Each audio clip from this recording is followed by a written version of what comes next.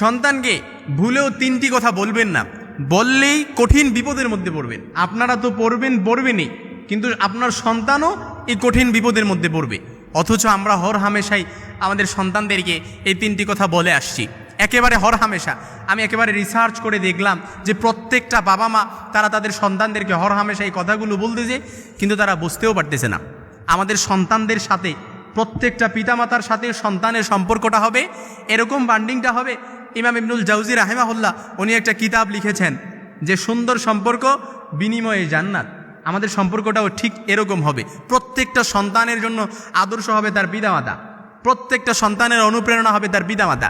কিন্তু আমরা আমাদের সন্তানদেরকে এমনভাবে লিড করি, এমনভাবে আমাদের সন্তানদের সাথে আমাদের সম্পর্কগুলো বিল্ড আপ করি, অথচ আমরা হর হামেশা বলতেছি এবং বিল্ড আপ করতেছি, আমরা বুঝতেও পারতেছি না। অথচ আপনার সন্তান কঠিন বিপদের মধ্যে পড়তেছে। এর এক নাম্বার যদি বলতে চাই, হাদিসটি মুসনাদে আহমদের বর্ণনা এসেছে এবং আবু দাউদের বর্ণনা এসেছে, বুখারীর বর্ণনা আর আদাবুল মুফরাদের মধ্যেও এসেছে। এজন্য আপনি যদি আপনার কনসেপশন আইডিয়া ক্লিয়ার করতে পারেন, আমি দুইটা হাদিসের সংখ্যা বলতেছি। ইবনে মাজার মধ্যে আপনি 3862 নম্বরে পেয়ে যাবেন, বুখারীর বর্ণনায় 28 নম্বরে পেয়ে যাবেন এবং তিরমিজির বর্ণনায় 1905 নম্বরে পেয়ে যাবেন।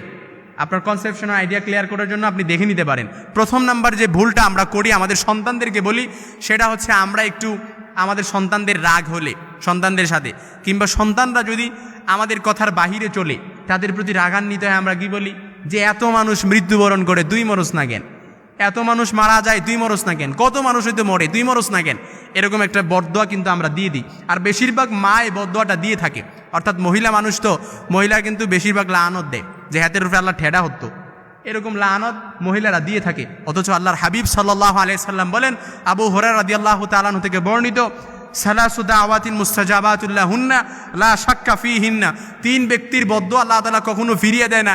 এর মধ্যে এক সর্বশেষ নাম্বার যেটা, সেটা হচ্ছে ওয়া দাওয়াতুল ওয়ালিদি আলা ওয়ালাদিহি, অর্থাৎ পিতামাতার সন্তানের বিরুদ্ধে মা বাবার দোয়া, এটা আল্লাহ তাআলা কখনো ফিরিয়ে দেয় না।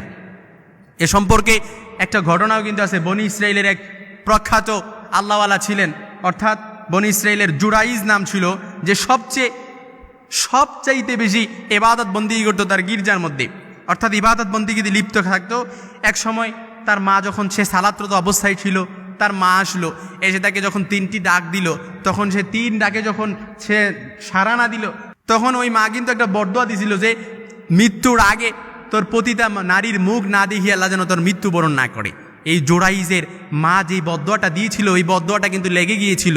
এরকম একটা ঘটনাও, বিশাল ঘটনা, আমি সেই দিকে যেতে চাই না, এরকম একটা ঘটনাও কিন্তু আছে। তো সর্বশেষ কথা হচ্ছে, মা যেন কখনো আমাদের পিতামাতা, সন্তান যাই করুক না কেন, সন্তানকে আপনি বুঝান, তাদেরকে লিড দেন, তাদেরকে বিল্ড আপ করেন, সুন্দর সম্পর্ক, সুন্দর বান্ডিং করেন তাদের সাথে, আপনার সম্পর্কগুলো মজবুত করেন, অটুট করেন। প্রত্যেকটা সম্পর্ক সন্তানের সম্পর্ক হবে, প্রত্যেকটা পিতামাতার সন্তানদের সাথে সম্পর্ক হবে যেন প্রত্যেকটা সন্তানই তার পিতামাতাকে আদর্শ হিসাবে মানে। এটা অবশ্যই আপনাকে খেয়াল রাখতে হবে। 2 নাম্বার, সন্তানকে ভুলেও যে কথাটি বলবেন না, প্রত্যেকটা মা কিংবা বাবা কি করে, তার সন্তান যদি রাত্রিবেলা একটু দেরি করে বাসায় ফিরে, কিংবা অশালীন কাজকর্ম করে, কিংবা ইসলাম শরিয়া বিরোধী কোনো কাজকর্ম করে, তখন মা তার পিতাকে বলে যে তাকে শাসন করো কেন, তুমি তো এই বয়সে তার চেয়ে বেশি করতা, সে তো সন্তান তো 10টা বাজে বাসায় ফিরে, তুমি তো এই বয়সে 12টা বাজে বাসায় ফিরতা, তো তোমার সন্তান তো এরকম করবেই, তুমি তো অ্যান্ড্রয়েড ফোন সারা রাত চালাও, তোমার ছেলে তো একটু জ্বালাবেই। অথচ বাবার সাথে সন্তানকে তুলনা করে কখনো কথা বলবেন না, কিংবা সন্তানের সাথে তুলনা করে বাবার সাথে কখনো এই কথাটি বলবেন না। এটাই প্রত্যেকটা সন্তান, অর্থাৎ নৈতিক পদস্খলন যেটা বলে, অর্থাৎ অনৈতিক অবক্ষয় এভাবেই হয়ে থাকে, কারণ পিতামাতার প্রশ্রয়ের কারণেই প্রত্যেকটা সন্তান তার নৈতিক পদস্খলন ঘটে। এজন্য সন্তানের জন্য প্রত্যেক সময় আল্লাহ তাআলার কাছে দোয়া করতে হবে, আমার সন্তান যেন ভালো হয়, আমার সন্তান যেন নেককার হয়, আমার সন্তান যেন আল্লাহওয়ালা হয়, আমার সন্তানের সাথে সন্তান যেন প্রত্যেকটা মানুষের দুঃখে সুখে সে যেন পাশে দাঁড়াতে পারে, এরকম প্রত্যেকটা পিতামাতা তার সন্তানের জন্য দোয়া করতে হবে। কারণ ভালো সন্তান এরকম হয়, এভাবেই হয় না, তাহাজ্জুদের চোখের পানি ফেলতে হয়। প্রত্যেকটা সন্তানের ভালো হওয়ার পেছনে দেখেন তার পিতামাতার তাহাজ্জুদের চোখের পানি অবশ্যই আছে। এজন্য আপনি ভাবতেছেন নামাজ রোজা কিছু করেন না, আপনার সন্তান ভালো হয়ে যাবে, এটা কখনই আশা করা যায় না। এজন্য কখনো এটা বলবেন না। 3 নাম্বার, সন্তানকে যেটা আপনি কখনই বলবেন না, আপনার পিতামাতা অনেকেই আছে যে বলে এই বয়সে সন্তান এরকম টুকটাক এরকম করে, এগুলো বড় হলে ঠিক হয়ে যায়। এই যে আস্তে আস্তে প্রশ্রয় দিচ্ছেন, ছোট্ট পাতিল যখন একসাথে কামার যখন কুমার যখন ছোট্ট পাতিল বানায় কিংবা কলস বানায় মাটি দিয়ে, এটাকে ছোট্ট থাকতে অর্থাৎ যখন এটাকে শুরু করে পানি দিয়ে, তখন এটাকে যেভাবেই ইচ্ছা সেভাবেই কী করা যায়, এটার বান্ডিংটা করা যায়। কিন্তু এটা যখন আগুনে পুড়িয়ে ফেলে তখন কিন্তু চাইলেই এটাকে কী করা যায় না, আর অন্য কলস থেকে এটার পাতিলও বানানো যায় না, কারণ তখন ভেঙে যাবে। এই জন্য সন্তান ছোট্ট থাকতেই এর ভেতরে সেন্স অফ অ্যাকাউন্টেবিলিটি দেন, জবাবদিহিতার ভয় এর ভেতরে ঢোকান। আল্লাহর কাছে যে জবাবদিহি, প্রত্যেকটা বিষয়ের জবাবদিহি করতে হবে, এটা এর শিখান। সেন্স অফ অ্যাকাউন্টেবিলিটি শিখান, জবাবদিহিতার ভয় শিখান। এই জবাবদিহিতার ভয় শিখালে আপনার সন্তান কখনো নৈতিক পদস্থলনে ঘটবে না, আপনার সন্তান কখনো টেন্ডারবাজ হবে না, চাঁদাবাজি হবে না, আপনার সন্তান কখনো অপরের হক নষ্ট করবে না, আপনার সন্তান কখনো আপনাকেও বৃদ্ধাশ্রমে পাঠাবে না। এই জন্য প্রত্যেকটা সন্তানকে এই তিনটি কথা কখনো বলবেন না। 3 নম্বরে এই কথাটাও বলবেন না যে সন্তান টুকটাক এই বয়সে এগুলো করেই বাচ্চাটা, এগুলো বড় হলে ঠিক হয়ে যায়।